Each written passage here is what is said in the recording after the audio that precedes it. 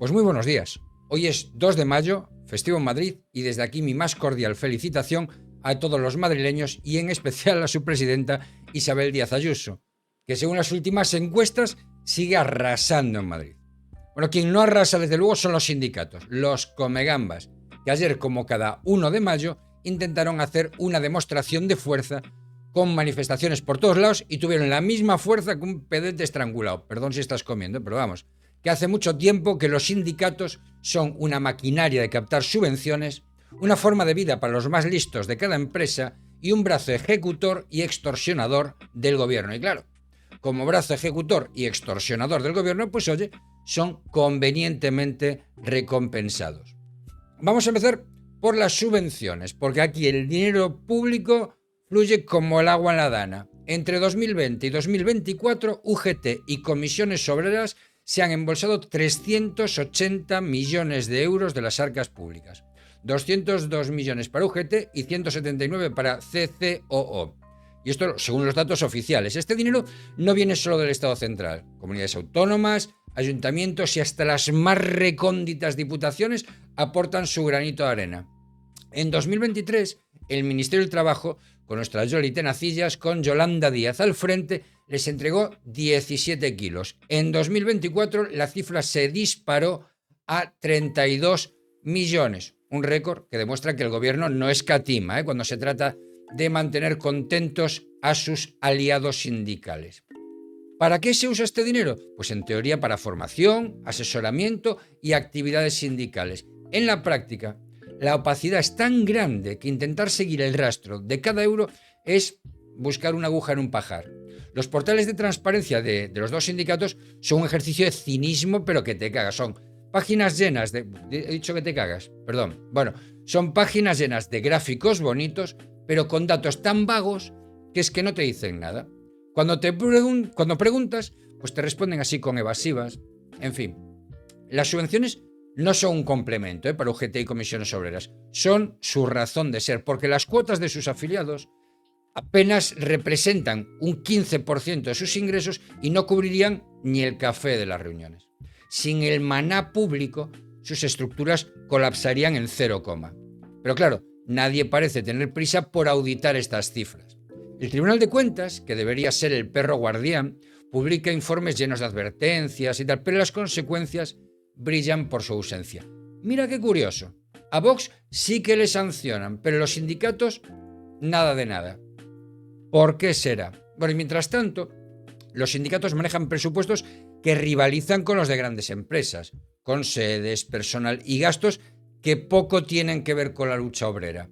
En 2021, por ejemplo, UGT declaró unos ingresos de 33 millones, de los cuales 25 venían de subvenciones. Comisiones Obreras, por su parte, ingresó 31 millones, con 23 de dinero público.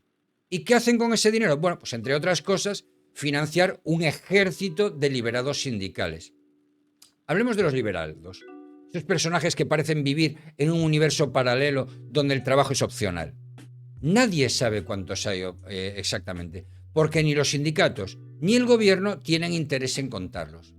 Las estimaciones más conservadoras hablan de 350.000 representantes sindicales en España, de los cuales unos 14.000 serían liberados a tiempo completo, el resto a tiempo parcial.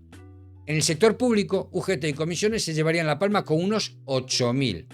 En el privado, la COE, la patronal, calcula unos 4.000. Pero estas cifras son tan fiables como un pronóstico del tiempo, para dentro de un mes. Pero bueno, lo que sí es seguro es que cada liberado cuesta dinero, ya sea a empresas privadas o a administraciones públicas. Un liberado medio en el sector público puede suponer entre 30.000 y 50.000 euros al año, dependiendo de su categoría. Multipliquen eso por miles y entenderán por qué las empresas y el Estado no se quejan demasiado. Es el precio de la paz social.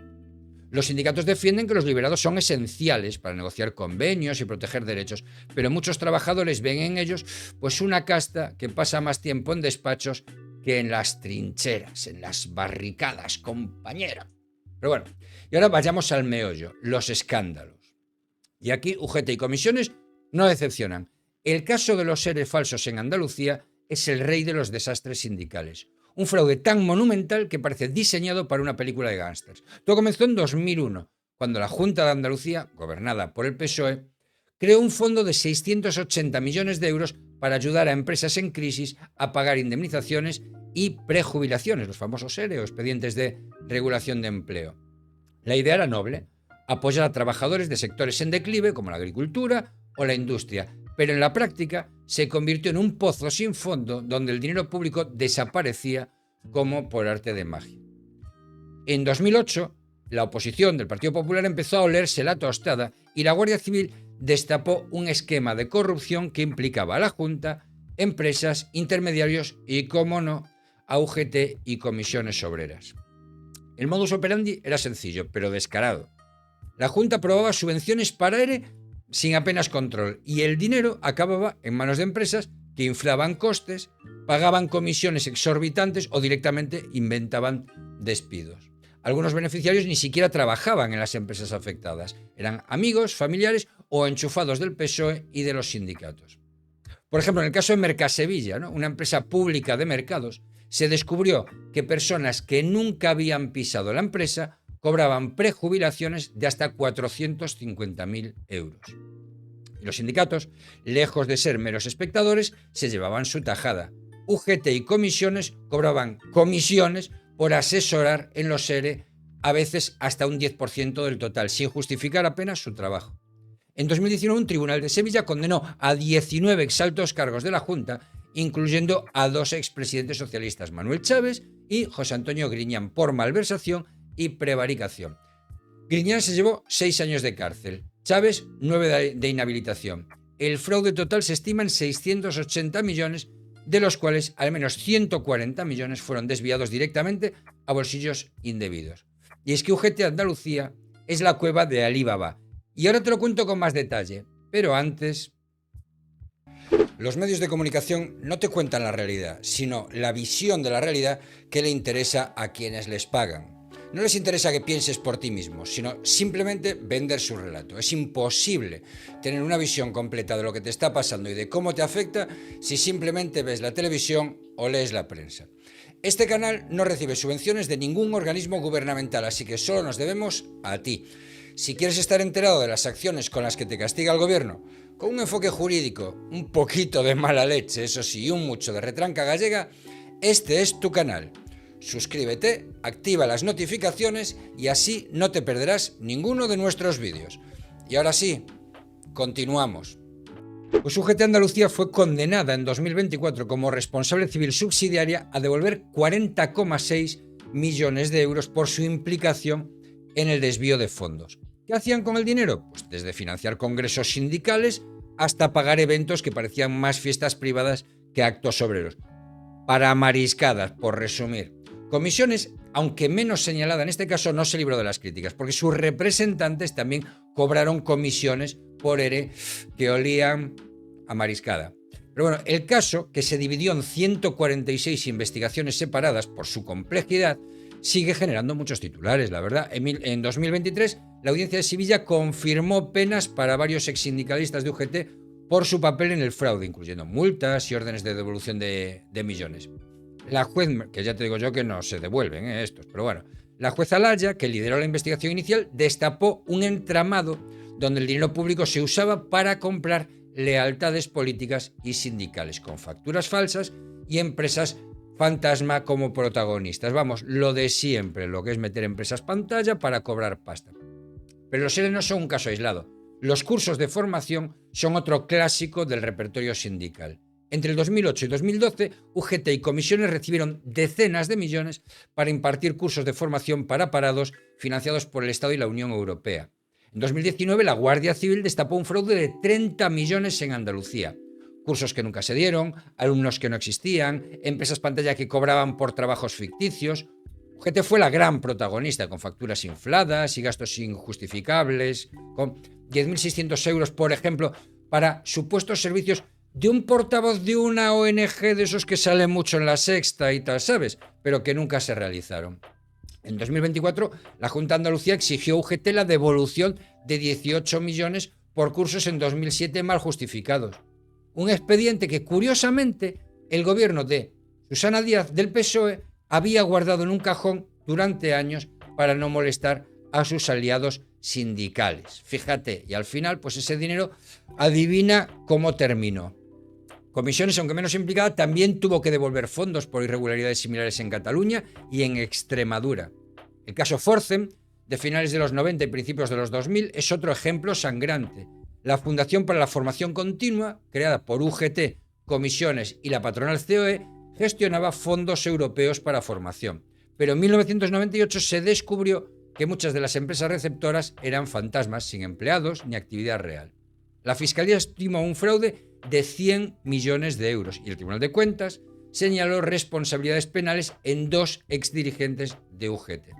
Aunque las condenas, la verdad, fueron bastante limitaditas, el escándalo obligó a disolver Forcem y crear la Fundación Tripartita, que, oh sorpresa, también acabó salpicada por irregularidades años después. Otro caso jugoso es el de la Fundación para la Prevención de Riesgos Laborales. En 2017, el Tribunal de Cuentas destapó que UGT y Comisiones, junto con la COE, se repartían subvenciones millonarias sin justificar resultados. Muchos de los agentes sindicales que cobraban por prevenir riesgos, ¿sí?, no tenían formación en el tema y las visitas a empresas eran, en el mejor de los casos, una pantomima cuando se celebraban. En total se desviaron unos 10 millones entre 2008 y 2012. En Andalucía, UGT y Comisiones también se vieron implicadas en el caso de las residencias tiempo libre, que entre 2003 y 2006 se quedaron con 6,7 millones que debían devolver a la Junta. La excusa fue que nadie se lo pidió, como si el dinero público fuera un regalo navideño. Y ahora sigo, pero antes déjame 20 segundos para un mensaje de nuestro patrocinador. Déjame comentarte que este vídeo está patrocinado por Procis, ya sabes, la marca líder en nutrición deportiva y comida saludable. No solo tienen proteínas y suplementos dietéticos, también tienen comida de todo tipo, ropa deportiva e incluso menaje del hogar. Date una vuelta por la web de Procis y ya sabes, con el código LEURO tienes un 10% de descuento en toda la web. Bueno, y si vamos al historial político de UGT y Comisiones Obreras, su historial político también levanta ampollas. En 2021... ambos sindicatos apoyaron los indultos a los presos del procés catalán, una decisión que, fíjate tú, de casualidad coincidió con un aumento del 56% de sus subvenciones por parte del gobierno de Pedro Sánchez. En Cataluña, su respaldo al referéndum independentista de 2015 les costó caro. Perdieron representación en las elecciones sindicales, porque los trabajadores no están para financiar causas políticas y tal. Pero bueno, en 2018, durante el escándalo de las tarjetas Black de Caja Madrid, varios exdirigentes de UGT y Comisiones fueron señalados por usar tarjetas opacas para gastos personales, desde viajes a restaurantes de lujo hasta compras en grandes almacenes, etc. Aunque las condenas fueron leves, el caso dejó claro que algunos sindicalistas viven más como ejecutivos que como defensores de la clase obrera. ¿Y cuánto cobran los líderes de UGT y Comisiones Obreras? Pues es que nadie lo sabe con certeza. UGT asegura que ningún miembro de su ejecutiva gana más de 45.000 euros al año, pero muchos son liberados que cobran sueldos de empresas o administraciones. Así que el cálculo real, un misterio. Pero bueno, y Comisiones presume de ser pionera en transparencia, pero sus balances son galimatías donde los datos concretos se esconden como si fuera el tesoro del barco pirata.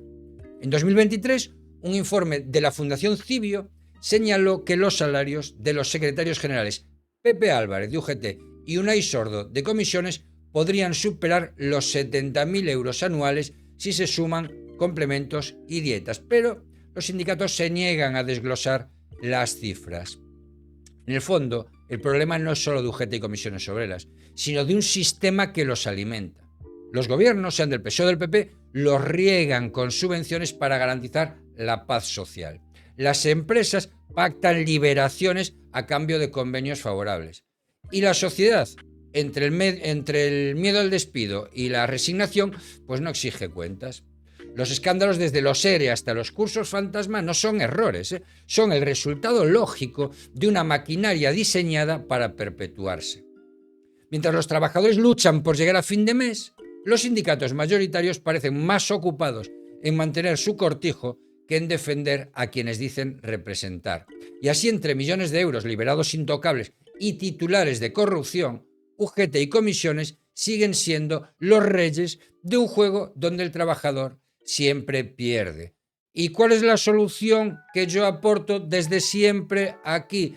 Que los sindicatos simplemente vivan de las cuotas de sus afiliados y que los convenios colectivos sean aplicables solo a los afiliados a sindicatos. Así, el que quiera tener estas cosas, que se afilie a sindicatos, y el que no, pues que pacte su sueldo libremente con la empresa. Así, los buenos trabajadores cobrarán más, los malos trabajadores cobrarán menos, o se tendrán que afiliar a sindicatos para cobrar un salario pactado por ellos y no directamente por el trabajador con la empresa, etcétera, etcétera. Así es que es muy sencillo, cuanta menos regulación, mejor le irá al país como siempre. Y si has llegado hasta aquí, supongo que es porque te ha gustado el vídeo, así que regálame un like, ese dedito hacia arriba que ayuda a que el algoritmo de YouTube nos posicione.